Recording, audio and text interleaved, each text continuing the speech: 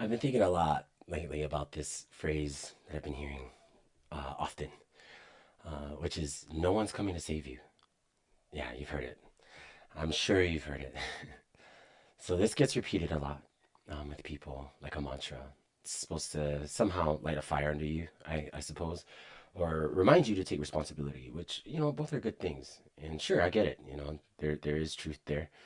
Um, I too have been under this understanding, for quite some time, um, taking responsibility for my own life.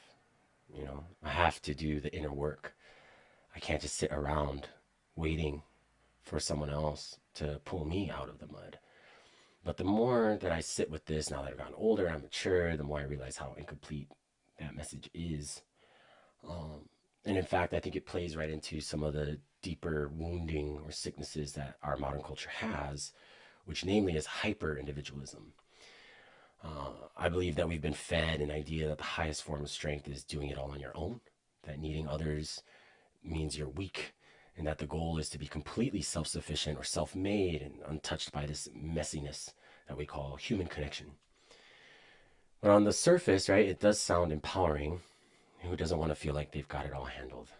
But when you really look at it, though, when you tune into how that plays out in people's lives, you can see the cost of it. I see it. I mean, hyper individualism doesn't necessarily make us free of those things. It actually makes us isolated. So, especially when it comes to healing or healing work, I see a lot of men out here saying that they are healed, that they've got this language down, that I've been on my spiritual journey, I've been healing, I'm healed because they've read the books, right? They've done the ice baths, they've built the habits, they've been detoxing and working out and doing all these things, which are great things. But there's a difference between looking like you're doing the work or that you've healed and actually being in the real, like raw, ongoing process of it, the process that requires you to be seen, not just when you're at your top, but when you're in the thick of it. And that to me is the reality. That healing isn't something that we conquer alone, right? You don't conquer healing. Um, hyper individualism, hyper individualism might convince us that it has to be that way. That somehow the solo mountain climb is the peak experience, and that if you need a hand through it, you're doing it wrong. So I just look back on some of the ancestral ways, of being, the indigenous perspectives, and you'll find something not completely different, but it gives you another lens to look at things, that no one stood apart from the whole. Like your well-being wasn't just a personal project, it was part of the fabric of the community, of the village, of the tribe, whatever it was. And you didn't just carry things like your grief or you know, your ambitions alone. You didn't celebrate your achievements alone. You didn't fix yourself in silence and then emerge suddenly whole and healed and good. You moved through it together with others. And it wasn't that the village was going to save you. It's just they stood alongside with you. They witnessed you and supported you and held space without needing to fix anything. Right? Just understanding that there's certain initiations that come just because you're alive and human, and you're aging, you're growing up, you're maturing. And then we have those rites of passage where the community comes together to acknowledge that crossing of that threshold. And I think that's what we've really forgotten. It's not about saving each other. It's about just showing up. Something happens when you do that. When you show up consistently, humbly, without needing to perform. And I tell people this all the time. If you go to one place every day at the same time, no matter what it is, to go do your work, or there's a certain class that you're taking, when you offer your presence in those moments, something changes.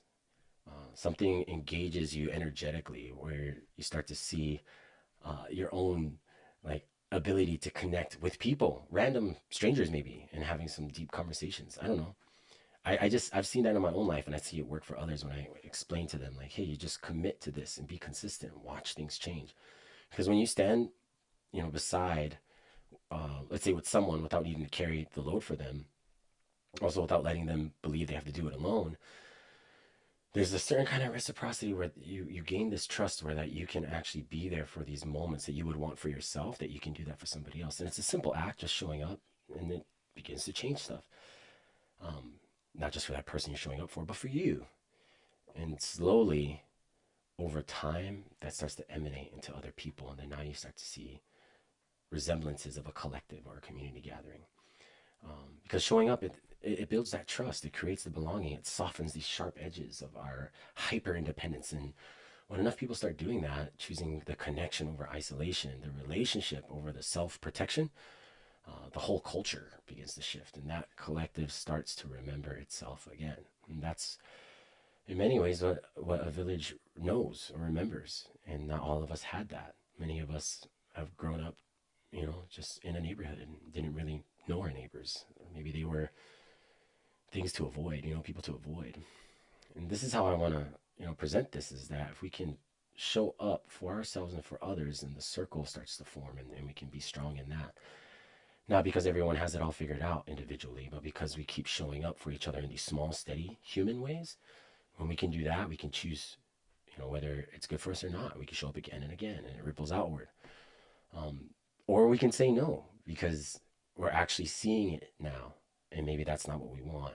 Maybe we want to do something else, and that's okay too. Because the thing that I see a lot, is, especially with men, is that it becomes an uphill battle. You know, to be in relationship, to have deeper connections with other men, to actually put yourself out there into the community, to receive all of the the ups and downs, the criticisms, the judgments, while also being received in beautiful ways. So you almost have to have both, um, to really understand how your involvement affects people. And this is what I kind of teach others, is about presence, connection, and engagement.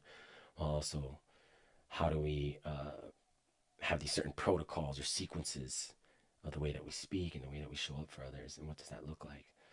So it's not about saving, right? It's about this art that we're creating moment to moment. If you want to have deeper connections, then maybe the deeper connection happens when you actually go towards the thing that you're resistant around, or that you're afraid of, that edge. You're not meant to be saved. Maybe you're just meant to be seen, and all of that. Maybe that's the real work, is learning how to see yourself again with others, learning how to stand together without needing to fix or perform or disappear. And I believe that's how the collective can heal, just one person at a time showing up. So I hope this lands for whoever's listening. I hope this is something that you can take in for yourself, about encouragement towards connection and belonging and relationships that benefit you. And if you haven't been feeling that, you've been feeling isolated, you've been struggling on your own because you want everything to fit, just right, so that you can be this version of yourself that's worthy. I just want you to know you're not alone. And showing up in this different way, if you haven't yet, will probably help you and could be a remedy for you. Just maybe. So 1% at a time, starting with you. And let's see what we got, huh? Mahalo.